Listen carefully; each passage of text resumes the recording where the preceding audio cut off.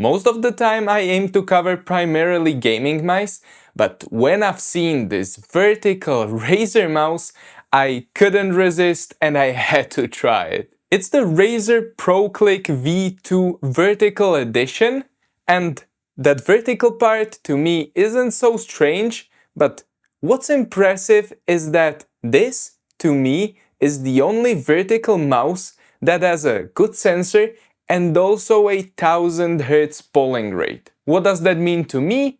We're gonna play FPS games.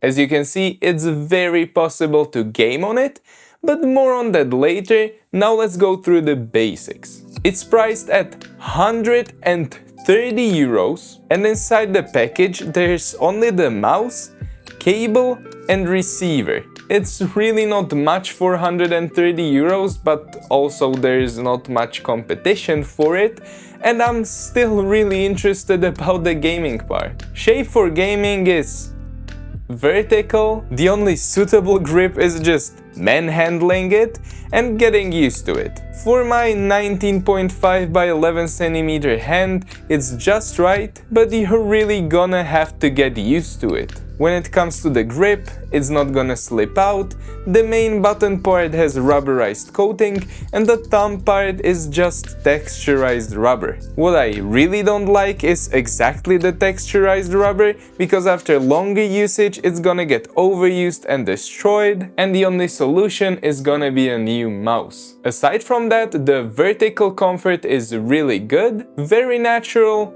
but I have a few nitpicks. The first one is that it's kinda heavy, and if we're talking about the ergonomical benefits and wrist health, high weight doesn't exactly help. The second thing is that you really have to forget and relearn all your hand movement patterns. To me, with the default settings, left to right wrist movements were more like up and down, so I adjusted the angle in Raw Excel, which helped a ton. The two main buttons are very comfortable, I can compare them to the MX Master ones, but louder.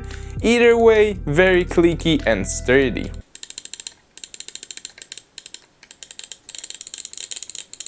Scroll wheel is light, very nice and defined steps, and even though it's vertically oriented, it's easy to scroll and click. Side buttons are very interestingly placed around the thumb, they're very easy to press and you can press them anywhere with zero pre and post travel.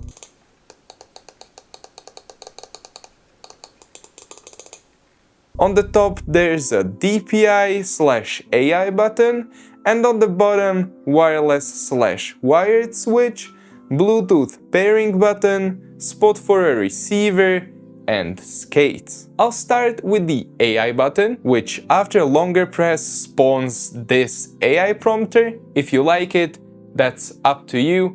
I don't really care in the slightest. Then there's the Bluetooth button, which interestingly offers up to 3 connected devices simultaneously. That's cool. And now the skates. Skates are nothing to brag about, they're made to be used on harder surfaces too, so the glide is eh. And I almost forgot about the RGB ring.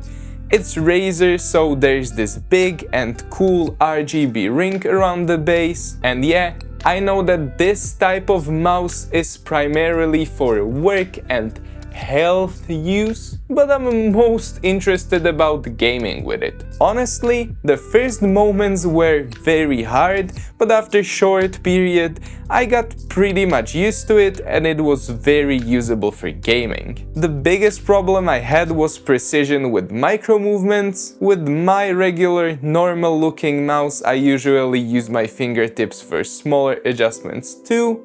With a vertical mouse like this, it was impossible. I can imagine that a palm gripper would be more able to handle a grip and a mouse like this, but not me. However, still, the worst part for me was the weight, because you simply cannot overcome the muscle fatigue that comes with repeated arm and wrist movements with a 150-gram mouse. Don't even try to tell me that 150 grams isn't much. The weight gets noticed, the vertical shape gets noticed, but at the end of the day, it really is usable for gaming and with strategies, MOBAs, slower paced games, and as a work hybrid, it's kinda good and comfortable mouse. I still don't like the rubber thumb side that is gonna ruin the €130 mouse, but other than that, did Razer cook? Now, the new Synapse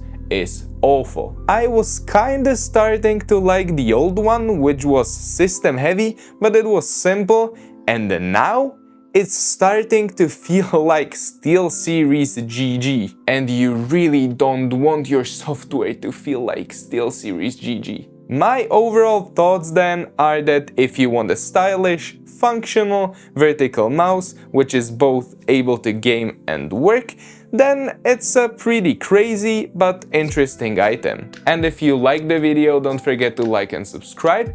You should also check out this one, and I'll see you again next Friday. Bye!